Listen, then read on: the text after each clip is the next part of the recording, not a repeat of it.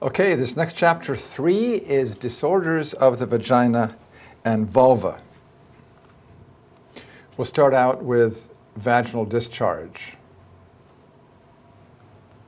And here's our case. A 25-year-old woman complains of whitish vaginal discharge, the most common gynecologic symptom that will be brought to the primary physician is vaginal discharge. So this is very common. She has a whitish vaginal discharge. What would you think whitish would be suggestive of? Probably a yeast would be a whitish discharge. This is the first time she has had this complaint, and it is associated with vaginal pruritus or itching.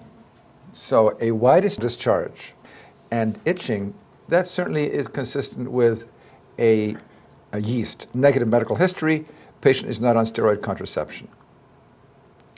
All right, vaginal discharge. Let's work our way through this. The most common vaginal discharge is bacterial vaginosis, followed by trichomoniasis and yeast. And I want you to notice, bacterial vaginosis is not an itis. Trichomoniasis is an itis, and yeast is an itis. What does itis mean? Itis means that you have an inflammatory response. So you have the rubor, calor, dolor, torpor, tumor, swelling, redness, pain. The bacterial vaginosis is not an itis. It is an osis. We'll talk about that. The most common complaint is a fishy odor. Whereas with trichomoniasis and yeast, it is itching and burning. The pH is going to be important. We'll talk about that. Bacterial vaginosis, there is no evidence of an inflammatory response, whereas there is with the trich and yeast. The saline or the hanging drop test will show clue cells for the bacterial vaginosis, trichomonads with the vaginal discharge, and hyphae with the yeast on the KOH. The treatment, metronidazole, clindamycin, metronidazole, the azole creams, and fluconazole. Let's go through this in a little more detail.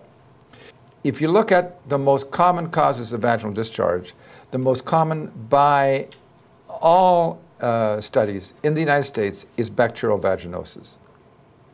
The second is candidiasis, and the third is trichomoniasis, which is 15%. Now, trichomoniasis is a sexually transmitted disease. The other two are not STDs. But the most common, bacterial vaginosis. When we look at evaluation of vaginal discharge, we need to look at visual inspection of the vagina and the perineum, look at the vaginal pH, and we'll talk about that, and then the microscopic exam. Visual inspection, is there evidence of inflammatory response? Is there redness? Is there swelling? Is there pain? Then look at the vaginal discharge. What is the nature of it? Is it thin? Is it thick? Is it gray? Is it white? Is it green? Is it frothy? These will give you a clue as well.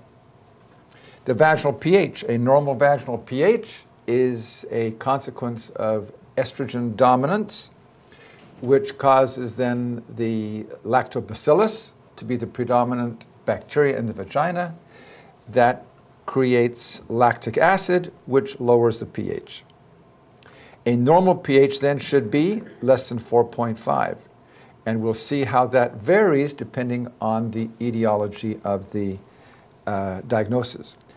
Nitrazine paper is a pH-sensitive paper, which you put the discharge on, and it'll either turn it yellow or it'll turn it dark. And the degree of the darkness will be a function of the rising pH. Here you can see the yellow is a 4, which is an acidic pH. The dark is a elevated pH. So this is normal. This is abnormal pH. This is very easy to do. Sometimes you can just get a roll of nitrazine paper tape. Okay, the microscopic exam is sometimes called a wet prep, a hanging drop. What you do is you take a glass slide, you put a drop of saline on one end, KOH, potassium hydroxide, on the other, and then you put the discharge on either side. Look for the saline under a microscope. You put a cover slip over that cover slide, and the KOH. And I'll share what that looks like. So bacterial vaginosis, notice the osis, not the itis. Trichomoniasis vaginitis, and yeast vaginitis. Itis, and this is osis. Bacterial vaginosis. This looks at the concentration of vaginal flora, normal, and in bacterial vaginosis. And you see the normal flora is predominantly lactobacillus. And you can see this is 10 to the 8th.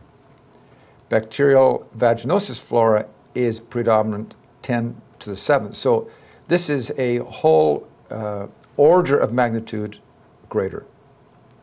When you have bacterial vaginosis, the lactobacillus declines in concentration and the non-lactobacillus increases. So let's look at that. The most common in the normal vagina is lactobacillus. Non-lactobacillus is the minority. In bacterial vaginosis, lactobacillus declines sharply and the non-lactobacillus increase. Now you notice, what are the non-lactobacillus organisms? Mostly anaerobes. And we have Bacteroides species, we have Peptostreptococcus. Now if you would take a culture of this and take your specimen and send it down to pathology, the anaerobes won't grow because they're destroyed by exposure to air. So what does grow is the aerobes, and that is Haemophilus and Gardnerella. And we used to then say, well, this is a problem with Haemophilus, or this is a problem with Gardnerella. And this used to be called Haemophilus vaginitis, Gardnerella vaginitis, but it really isn't a problem with Haemophilus or Gardnerella at all. Here we have lactobacillus in the normal patient being the predominant flora. Then we have Gardnerella and anaerobes. Now notice what happens. Lactobacillus go down. Gardnerella goes up, and anaerobes go up even more. Now when we culture this, the anaerobes don't grow because of exposure to air unless you do a very specific specimen collecting. So we get Gardnerella, but Gardnerella is not the problem. It is a marker organism that can go up and come down as the anaerobes go up and down. But really the one that we want to treat is the anaerobes.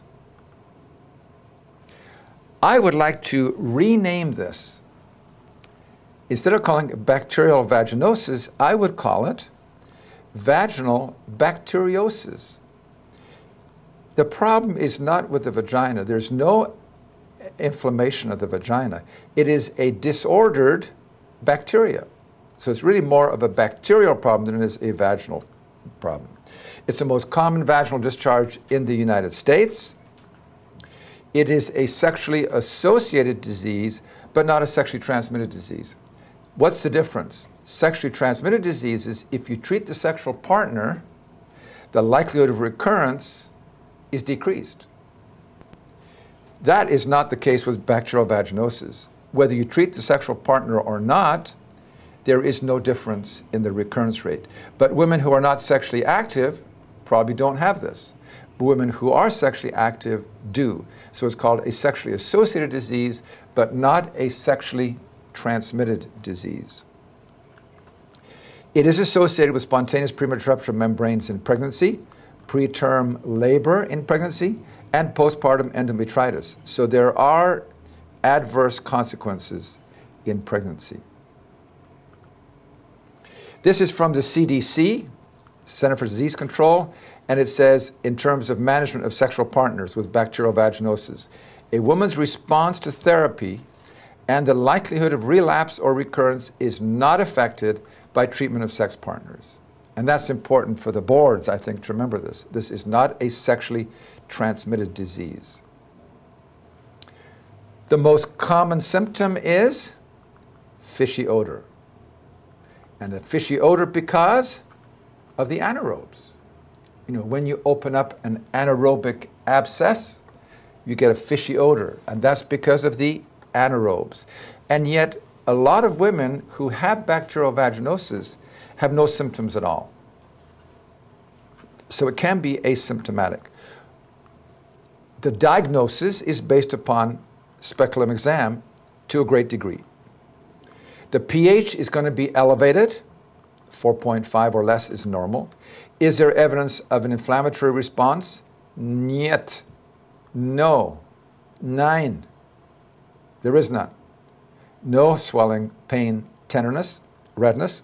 The discharge is homogeneous, thin and gray, not green, not white, not frothy. A whiff test. Now, what is a whiff test? A whiff test is when you put potassium hydroxide on the discharge, it will release an amine odor. Now you say, that's gross. Why would you do that? Well, remember in the old days, how do we diagnose diabetes? Put your finger into the urine. Sweet. So we can use our various senses, and a positive whiff test, bacterial vaginosis. On the wet mount, what will we see?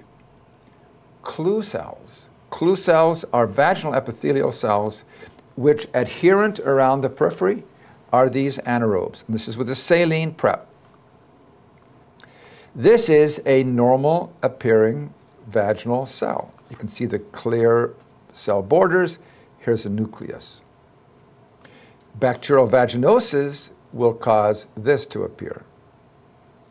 Can you see the clue cells which are adherent around the edge? These are bacteria around the clue cell. So this would be a positive clue cell. So what you've got then is a vaginal pH which is elevated. You have positive clue cells, and you have a thin grayish discharge without inflammation. Here you can see bacterial vaginosis, the thin grayish discharge.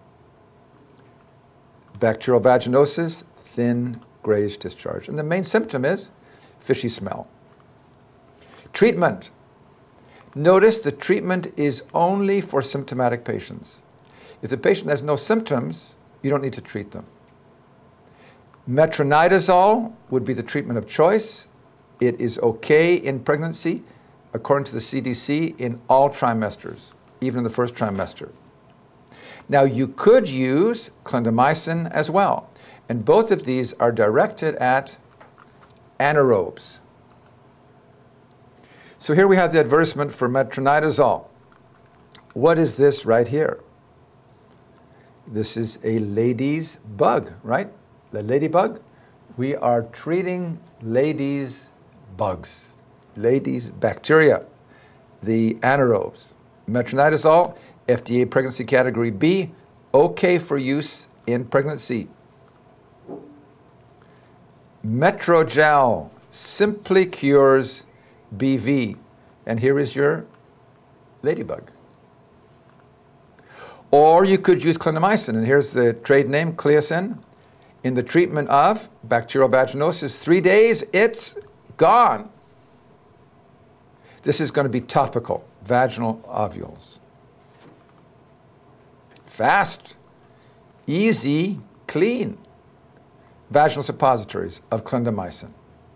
So either metronidazole or clindamycin, probably the metronidazole is the most commonly used. This is from the Center for Disease Control. Existing data do not support the use of topical agents in pregnancy, so we should use the oral metronidazole in pregnancy. So in pregnancy, metronidazole, 250 milligrams 3 times a day for 7 days, or clindamycin, 300 milligrams twice a day for 7 days. And you don't need to remember the dosage for the board exam. They won't ask you for dosages. But metronidazole and clindamycin. Now there is an interesting entity known as trimethylaminiuria, a rare clinical entity where the patient has an offensive, persistent odor that no amount of bathing or washing or perfuming will correct. And it is an autosomal recessive. Can you imagine smelling like a fish all the time? You can't get rid of it? Anyway, fish odor syndrome, trimethylamine-urea. All right, now we leave bacterial vaginosis and come to trichomoniasis. And this is, notice, an itis. Okay, this is what the trichomonads look like. They are flagellated. You can see the 4 flagella. And these are protozoa. Let's look at what it's like on a microscope. And here you can see at the arrow the trichomonads wiggling around. Now, if you look around and if you watch carefully, you can see many of them all over the place. And they are motile. And the arrow is chasing this one. There it is, just right above the arrow. Can you see those? That's what you will see on the saline on a wet mount. Okay, that is your trichomoniasis. They are flagellated, they are protozoa, and they are associated with a bubbly discharge. Now, it's usually more greenish than is the reddish orange, which is shown here. Symptoms. The most common symptom is itching and burning. Now, you can have some patients who have a very minimal case, and they have no symptoms at all. All you will see on a pap smear is trichomonads, which are seen on the cytology. But if there are symptoms, it's itching and burning. The pH is going to be elevated, just like in bacterial vaginosis. The discharge, instead of being thin and gray, is green and frothy. And you may very well see a strawberry cervix. I want you to remember that, because that's a question on the exam. If you see a strawberry cervix, what is it associated with? Trichomoniasis. On the saline prep, you should see trich, which we just saw on the video, and white blood cells, because this is a itis. It's an infection. This looks at the symptoms in men and women. And you can see that men have symptoms only 10% of the time. The women are far more likely to have symptoms, but even 50% of women are asymptomatic. So you make the diagnosis in a woman, she goes home to her man and says, honey, you need to be treated for this. And he says, I don't got no problem. Well, he may very well have it, and it can be residing in the male urinary tract, and even though he is asymptomatic, he needs to be treated just like the woman does, or else it can be passed back and forth. Here you can see the bubbly discharge, and here we have a strawberry. Lovely looking California strawberry. And here we have the strawberry cervix. Can you see the dots which are on the cervix and the dots which are on the strawberry? Here's another one. Now, what is making the strawberry cervix? It is dilated capillaries from the inflammatory response. Now, I wouldn't say this looks like a strawberry particularly, but that's what it's called. The pathologists love to use food to describe some of these abnormal physical findings. Here we have again the strawberry cervix.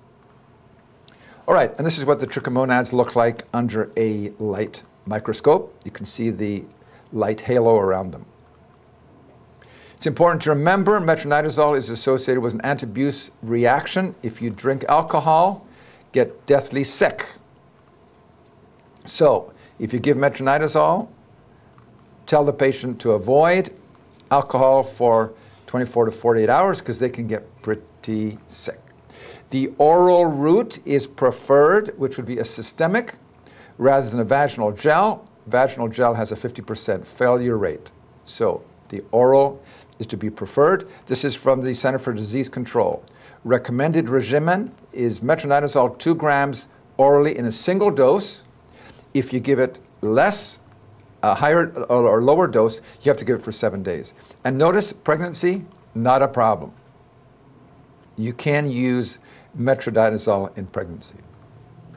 Now, this is a new agent, which is tinidazole. This is trying to get in on the market for metronidazole.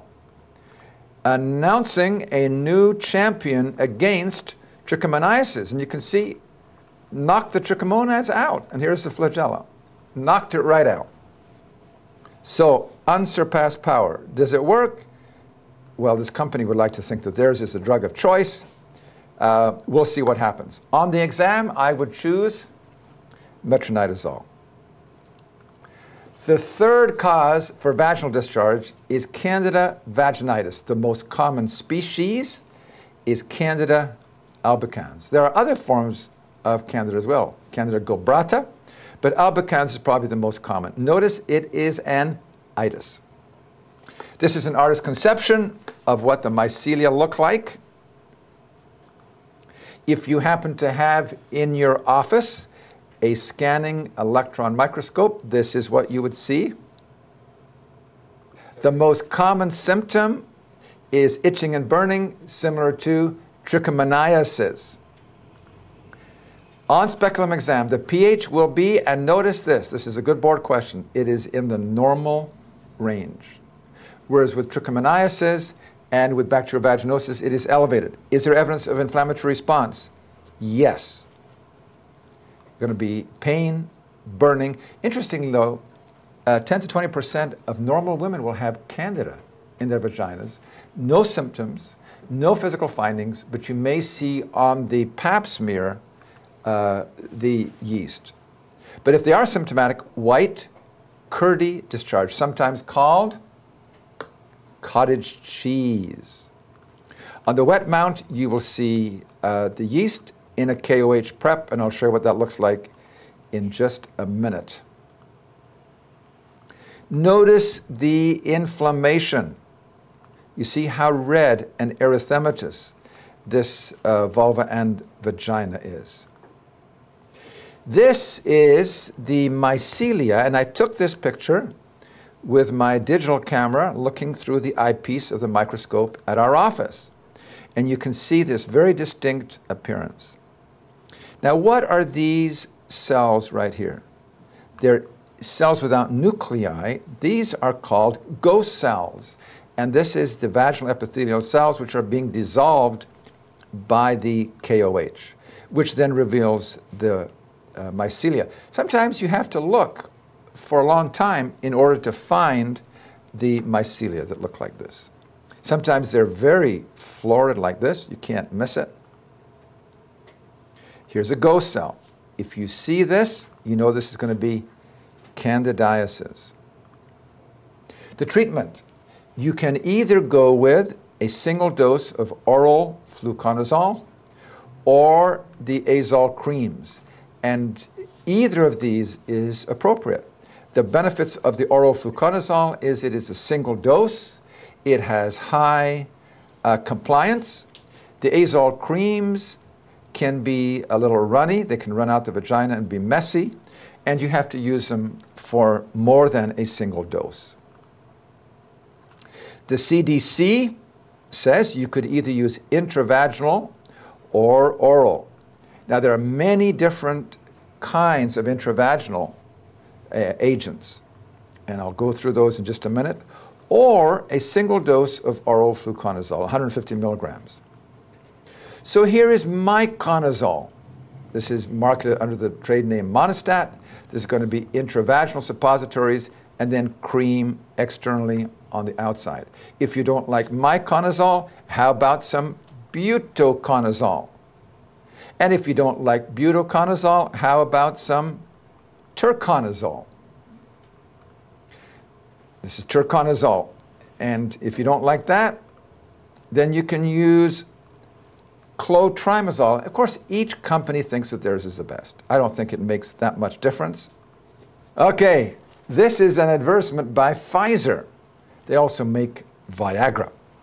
Hate the yeast, love the treatment, and this is for the fluconazole. And look what comes next here. You kiss your fluconazole. Can you believe that? Anyhow. Now, the Monistat people would say, yeah, but look, with our treatment, the patient gets immediate response. It doesn't have to go systemically. See? Diflucan can keep her waiting up to 24 hours. So you can see they're arguing one is a single dose, high compliance, but has to go systemically. The other is local treatment with immediate response. And on the exam, either one is appropriate. Okay, let's review what we have just gone over. Bacterial vaginosis, the most common symptom, fishy odor. Trichomoniasis and yeast, if there are symptoms, it's going to be itching and burning, not a fishy odor. The pH is going to be elevated with bacterial vaginosis and with trichomoniasis, but with yeast, notice the pH is normal. The discharge is thin and grayish with bacterial vaginosis, green and frothy with trichomoniasis, white and curdy or cottage cheese with the yeast. Bacterial vaginosis, no inflammatory findings. Trichomoniasis and yeast, you may very well find inflammatory findings. On your wet mount, the saline for bacterial vaginosis clusals, saline will show trichomoniasis, the little bugs swimming around. The KOH will show hyphae with the yeast. Metronidazole clindamycin for bacterial vaginosis treatment, and orally is to be preferred. Trichomoniasis metronidazole is the standard, and remember, avoid alcohol for 48 hours. And for the yeast, either azole cream or single dose oral fluconazole. All right, and that's the end of vaginal discharge.